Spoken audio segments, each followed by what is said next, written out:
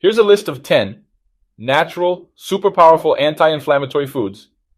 In this video, I made a list of foods that could potentially boost your health. And for this list, I made sure to include foods that are easy to find because it's not helpful if I just mention foods that are only available in the far reaches of India, for instance. So today we're focusing on substances that you can easily access and that could be beneficial, improving your overall health. It's super important to be aware of these foods, especially for those who are on long-term anti-inflammatory medications. These medications could potentially increase blood pressure and may cause or increase the chances of getting stomach ulcers. Some anti-inflammatory drugs could also up the risk of diabetes and may raise blood sugar levels. So please be alert and informed. Besides food, I'll also explain 7 habits that could reduce inflammation in your body. Seeing that we are discussing anti-inflammatory substances, it only makes sense that I also include things you can do to lessen inflammation. So let's kick off the list. Number 1 is grapes.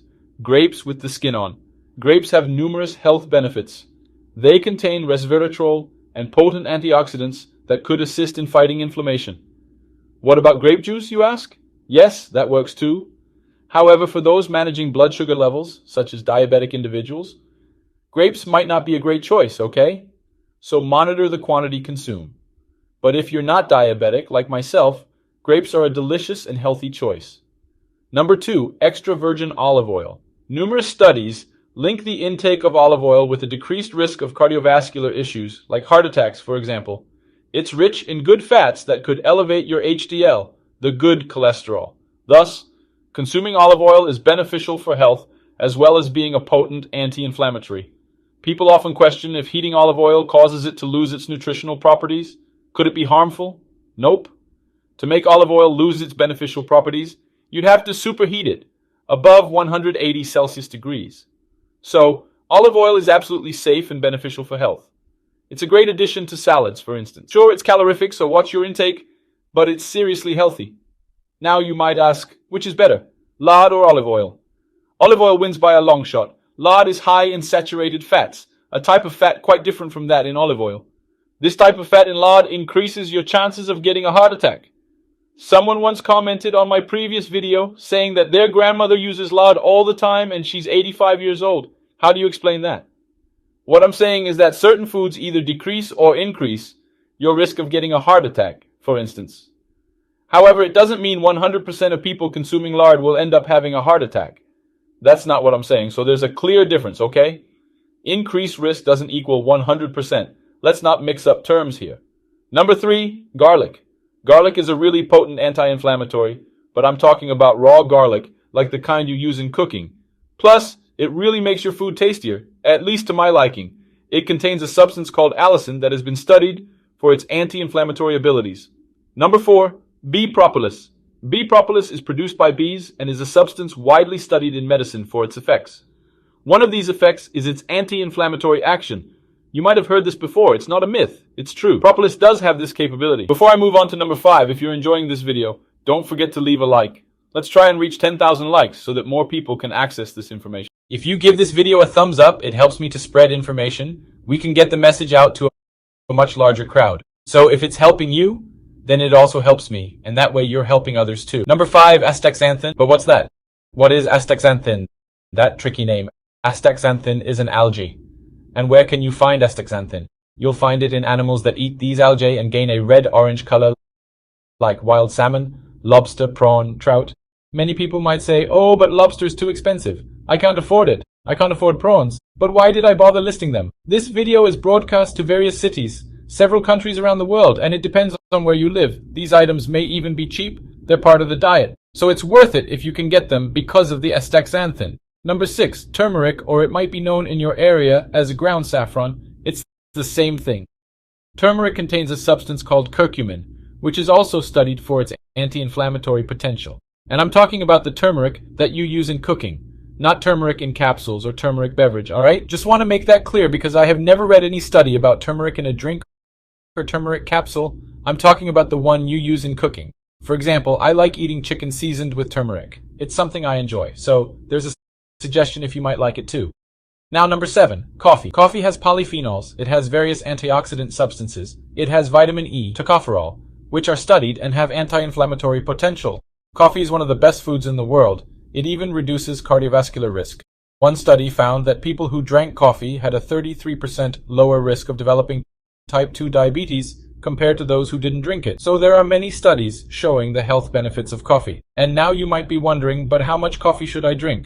These studies were done with a maximum of 3 to 4 cups of coffee a day. Why? Because each 200 ml cup of coffee has approximately 100 mg of caffeine. So that was the maximum dose studied that has benefits. If it's espresso coffee, I'm talking about 3 to 4 espresso shots between 30 and 50 ml, because this 30 ml shot will have approximately 100 mg of caffeine. So an espresso shot is equivalent to a 200 ml cup of filtered coffee. Of course, some people can't drink coffee because coffee can worsen gastrointestinal reflux or worsen symptoms of gastritis, and some people report coffee increasing their anxiety. So each case is individual, but generally speaking, coffee is indeed a very healthy food. Number 8, rosemary. Rosemary also has studies showing its potential anti-inflammatory benefits. I actually have a little rosemary plant at home. Not sure if you're into that, but it's super tasty, especially in cooking. Number 9, avocado. Avocado has good fats that can improve your cholesterol and also help with blood lipids. Plus, it's rich in vitamin E. It also has compounds with anti-inflammatory potential and is a low glycemic index fruit with a low glycemic load, meaning fewer sugars and carbs. So avocado is an awesome fruit and made our list. Lastly, number 10 is ginger. Ginger has a compound called gingerol. This compound is studied for its anti-inflammatory benefits. So, what are the 7 tips to help control inflammation? Now that you know about the foods, let's go over the tips I mentioned at the beginning of the video. Number 1, watch your weight. Because fatty tissue is inflammatory, and it produces substances that cause inflammation in our bodies. This is well researched and proven. Okay? It's not just my opinion. Controlling weight is one of the most effective ways to reduce inflammation. Number 2, avoid processed meats like salami, prosciutto, coppa, salami stick. These products have preservatives like nitrate and nitrite that have been linked with an increased risk of bowel cancer and colorectal cancer, for example. So, try to stay away from processed meats and remove them from your diet. Number 3, avoid heavily processed foods with a high salt content, like instant noodles, for example. That's a classic one. But also stuff like sauces, condiments, certain types of ketchup, mustard, mayo. They've got a bunch of preservatives that aren't great for you. Plus they're high in salt. Not all of them are bad though. So it's worth taking a moment to figure out what you're actually eating. Point 4, get some exercise. Don't be a couch potato. At least 150 minutes, spread over 3 or more sessions per week. So, for example, 30 minutes 5 times a week, or maybe 50 minutes 3 times a week. It's really good for your health, and it'll help to fight inflammation. So what kind of exercise should you do? Whatever one you have access to. Walking? Sure. Running? Why not? Treadmill? Go for it.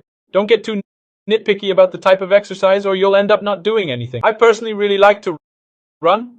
What do you do for exercise? Let me know in the comments. Point 5, don't smoke. We all know it's bad for you, so I won't go on and on about that. Point 6, either limit or totally avoid alcohol. Why did I say limit at first? Because no study has proven that having up to 1 drink a day, like a glass of wine for instance, is bad for you. Of course, I'm speaking generally.